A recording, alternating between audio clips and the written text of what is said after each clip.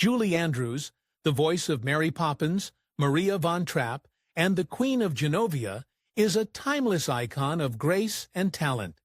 Her 41-year marriage to director Blake Edwards was a powerful creative union. Beyond awards and fame, their true legacy lies in the family they built. But what became of their 5 children, Jennifer, Jeffrey, Emma, Amy, and Joanna, as they grew up in the shadow of Hollywood royalty? Today we explore their remarkably different lives, from filmmaking in academia to animal rescue and quiet anonymity. Number 4. Jennifer Edwards, born on March 25, 1957 in Los Angeles, was plunged into the national consciousness at the tender age of 11. On November 17, 1968, she was the star of NBC's lavish made-for-television movie, Heidi. The broadcast was a major television event, but it collided with a nail-biting football game between the New York Jets and the Oakland Raiders. Network executives made the fateful decision to cut away from the game to start Heidi on time, causing millions of furious football fans to miss the Raiders' stunning last-minute comeback. The incident, forever known as the Heidi Bowl, became a legendary moment in broadcasting history and, in a way, a metaphor for Jennifer's life. Her own starring moment forever linked to a larger, more dominant cultural narrative. Growing up, her father's film sets were her playground. She recalled being on the set of The Great Race when she was 5. Her bond with her father was deep. She recounted a time he flew home from a film shoot for the weekend, simply because she had told him on the phone, "Daddy, I miss your face." When her father married Julie Andrews in 1969, a 7-year-old Jennifer gained a stepmother who happened to be one of the most famous women in the world. But having grown up with luminaries like Audrey Hepburn in her living room, she was not starstruck. Her primary concern was simply, is he serious about her? He was, and Julie Andrews became, in Jennifer's words, the rock for all of us. Jennifer's acting career is most defined by her extensive and complex collaboration with her father. She appeared in at least 8 of his films, often in roles that mirrored their own lives, as Blake Edwards began to use filmmaking as a form of public therapy. 2 films stand out. S.O.B. 1981, a scathing satire of Hollywood, born from Blake's battles with studios. In a move that shocked the world, the film featured his wife, Julie Andrews, shedding her wholesome image by appearing topless. Jennifer's role as Lila placed her directly inside this cinematic family psychodrama. That's Life, 1986. This was even more personal. Described as a brilliant mix of home movie and Hollywood glam, the film starred Jack Lemmon as a stand-in for Blake Edwards and Julie Andrews as his wife. In a stunning blurring of reality and fiction, Jennifer and her stepsister Emma played their daughters.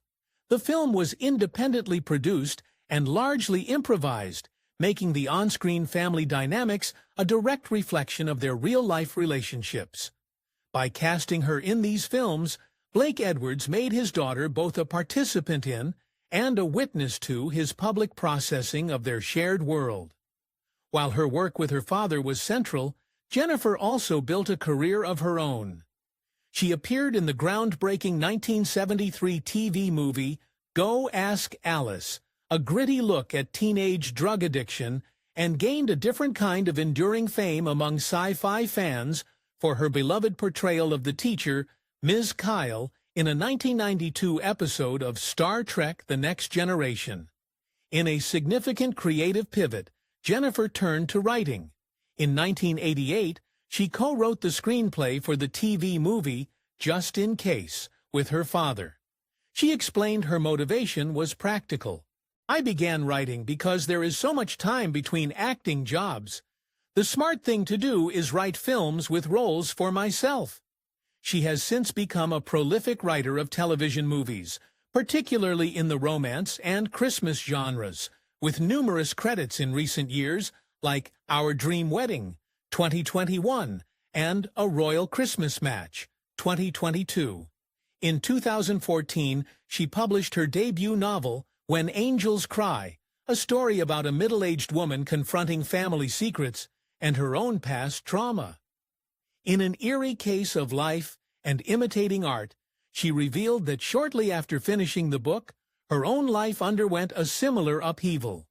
Her mother became ill, she left her husband, and both her father and mother passed away within a few years. By authoring her own narratives, Jennifer Edwards has moved from being a character in her father's frame to becoming the artist who frames the story herself. More recently, her interest has shifted to a different kind of writing. Alongside her friend and business partner, she has co-authored several popular cookbooks focused on the paleo and autoimmune protocol, AIP diets, such as the 30-day Paleo AIP Kickstart, turning her passion for wellness into another successful career. Number 3, Jeffrey Edwards. Born in 1959, is Blake Edwards' son with his first wife, Patricia Walker. Like his sister Jennifer, Jeffrey's upbringing was an unconventional masterclass in filmmaking. He seemed to take us to work a lot, Jeffrey remembered, which I questioned whether we ever went to school. This immersion provided him with a practical, instinctual understanding of the craft. His most notable contributions to film have been as a screenwriter, frequently collaborating with his father on scripts during the 1980s and early 1990s. This placed him directly inside his father's creative process on major studio pictures. His screenplay credits include Trail of the Pink Panther, 1982, and Curse of the Pink Panther, 1983. These films were controversial attempts to continue the iconic franchise after the death of Peter Sellers. The Man Who Loved Women, 1983, a remake of a François Truffaut film starring Burt Reynolds. Son of the Pink Panther, 1993, another revival attempt starring Roberto Benigni. Beyond these paternal collaborations, he holds a writing credit for the 1986 BMX cult classic, Rad. Jeffrey also stepped in front of the camera, typically in small roles in his father's productions, including Wild Rovers, 1971, and the musical comedy Victor Victoria, 1982. He has also directed short films and television movies. In a fascinating turn that continues the Edwards family tradition of life imitating art, Jeffrey's own adult life became the inspiration for a primetime network sitcom. He married the sharp and witty comedian and writer Sarah Haskins on August 6, 2010. Haskins, a Harvard graduate and alumna of Chicago's Second City, was known for her satirical Target Women segments on Current TV. Their relationship, Haskins, a young feminist comedian marrying Edwards, a man some 2 decades her senior with a complex family history, became the creative spark for the ABC sitcom Trophy Wife, 2013-2014. The show, which Haskins co-created, was loosely based on her real-life experience of becoming an instant stepmother. The sitcom setup mirrored their reality. A young woman marries an older man and must contend with his 3 children and 2 formidable ex-wives. Haskins even joked that they had to tone down the reality for television. He'd been married 3 times before, she said of Jeffrey, but we didn't think America could accept that, so we just kept it at 2. In recent years, Jeffrey has stepped into a new role, a primary narrator of his family's legacy. He featured prominently in the 2024 PBS documentary, Blake Edwards, a love story in 24 frames, offering a mature, nuanced, and deeply personal perspective on his father's complicated genius and the iconic partnership between Blake Edwards and Julie Andrews. He described his father as a depressive, with a very dark side, but also as brilliantly silly. He confirmed that his father knew Julie Andrews was more than her wholesome public image, famously noting, "She swears like a truck driver." By participating so centrally in this documentary, Jeffrey has become a key interpreter of his family's story, ensuring the legacy is understood with all its light, shadow, and profound love. Number 2. Emma Walton Hamilton. Born November 27, 1962 in London, is Julie Andrews' biological daughter from her first marriage to the legendary Oscar-winning set and costume designer Tony Walton. Her childhood was a transatlantic whirlwind, moving between London, Los Angeles, and New York, always immersed in the world of professional art. This upbringing, she says, was defined by a practical, hands-on understanding of the craft of storytelling rather than the glamour of celebrity. After studying theater at Brown University, Emma embarked on a decade-long career as a professional actress. However, her true calling lay in building the platforms that make art possible. In 1991, alongside her husband, actor-director Stephen Hamilton, and producer Sybil Christopher, she co-founded the Bay Street Theater in Sag Harbor, New York. For 17 years, Emma served as Bay Street's co-artistic director, and later as its director of education and programming for young audiences. She transformed it into a vital cultural institution, earning a Drama Desk Award nomination for its production of David Mamet's Oleana. Her years at Bay Street were her crucible, honing her skills in leadership, fundraising, programming, and community building. She often worked as a dramaturg, a role she defines as being, to a playwright, what an editor is to an author, a direct link to her future career. Emma Walton Hamilton's most visible legacy is the prolific and best-selling literary partnership she has forged with her mother. Together, the mother-daughter duo has co-authored more than 35 books for children and adults, with 9 landing on the New York Times bestseller list. This collaboration was born from a moment of profound crisis. In 1997, Julie Andrews underwent a surgical procedure that tragically destroyed her legendary 4-octave singing voice. As her mother was bemoaning this devastating loss, Emma offered a life-changing perspective. "Oh, Mom," she said, "you've just found another way of sharing your voice." That single sentence became the key to a new creative renaissance for Andrews. Their partnership is a true symbiosis. Julie often provides the initial creative spark, and Emma, the trained dramaturg, provides the nuts and bolts structure, shaping the ideas into compelling narratives. Their works include the Dumpy the Dump Truck series, inspired by Emma's son, Sam's love for trucks, the Very Fairy Princess series, inspired by her daughter, Hope, which became a #1 New York Times bestseller. The Great American Musical, A Valentine to the Theater, later adapted for the stage at Bay Street. Acclaimed poetry anthologies in their co-written memoir, Homework, a memoir of my Hollywood years. Their success led to their own publishing imprint, the Julie Andrews Collection. Emma is not just her mother's co-author. She was instrumental in helping her mother find a new powerful voice after the loss of her singing voice. Beyond their books, Emma is a major force in arts and literacy education. She is a faculty member at Stony Brook Southampton's MFA in Creative Writing program, where she teaches children's book writing. She also directs the annual Southampton Children's Literature Conference and is the executive director of the Young American Writers Project, YAWP. Her solo-authored book, Raising Bookworms, Getting Kids Reading for Pleasure and Empowerment, won a Parents' Choice Gold Medal and solidified her status as an expert in literacy advocacy. More recently, she and her mother have brought their mission to new media.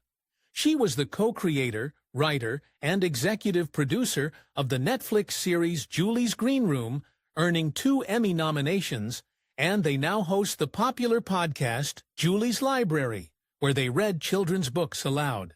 Emma Walton Hamilton has built an independent and formidable legacy as a connector, educator, and producer, a central figure in the world of children's literature. Number 1, Amy and Joanna Edwards. The final chapter of the Andrews-Edwards family story is one of profound compassion and the deliberate choice for a quiet life. In the early 1970s, facing their own struggles to conceive a child together, Julie Andrews and Blake Edwards turned to international adoption. Their journey coincided with one of the 20th century's most dramatic humanitarian crises, the fall of Saigon. In April 1975, as North Vietnamese forces advanced, the U.S. government launched Operation Baby Lift, a mass evacuation of children from South Vietnamese orphanages. The operation was perilous. The very first flight tragically crashed, killing 138 people, most of them children. Julie and Blake had already begun the process. In 1974, they adopted a 2-month-old infant from Vietnam named Amy Lee Edwards. After Amy was handed to me, Julie recalled, "I just stared down at the little bundle in my arms, and she smiled at me. I knew then that she would be a happy child." A year later, with Saigon on the verge of collapse, they made a desperate plea to the same orphanage. "We said, 'If you care to send us another one, please do,'" Andrews explained. Soon after, 5-month-old Joanna Lynn Edwards arrived, a refugee from a collapsing nation. Julie Andrews has been candid about the challenges. She acknowledged a certain naivete, focusing on what we could do for the children, and not enough on what the children themselves would have to endure. She described the girls initially as pale, sad-eyed creatures, acknowledging that their troubled beginnings would later lead to challenging behavior, but she affirmed, "The love kept us going." To provide a sanctuary for their expanded family, Julie and Blake established their primary home in Gstaad, Switzerland, a peaceful haven designed to shield the children from the pressures of fame and help them heal. Julie consciously scaled back her own film career to be a present, hands-on mother. Today, Amy and Joanna Edwards have successfully chosen lives of almost complete privacy. Their stories are compelling precisely because of this deliberate withdrawal from the public eye. Amy Edwards, adopted in 1974, is known to have made one fleeting, playful public appearance, a cameo alongside her mother in the famous mattress surfing scene in the 2004 film The Princess Diaries, 2, Royal Engagement. Beyond this, she has remained entirely out of the public domain. Joanna Edwards, adopted in 1975, has achieved an even more profound level of anonymity. There are no known public appearances, interviews, or career details. Her life is a masterclass in living privately, a testament to her parents' success in providing the sanctuary they so desperately wanted for her. Their choice for privacy is powerful. In a culture obsessed with celebrity, they have rejected the notion that being born into fame necessitates a public life. Their stories are a quiet but firm declaration of their right to a normal existence.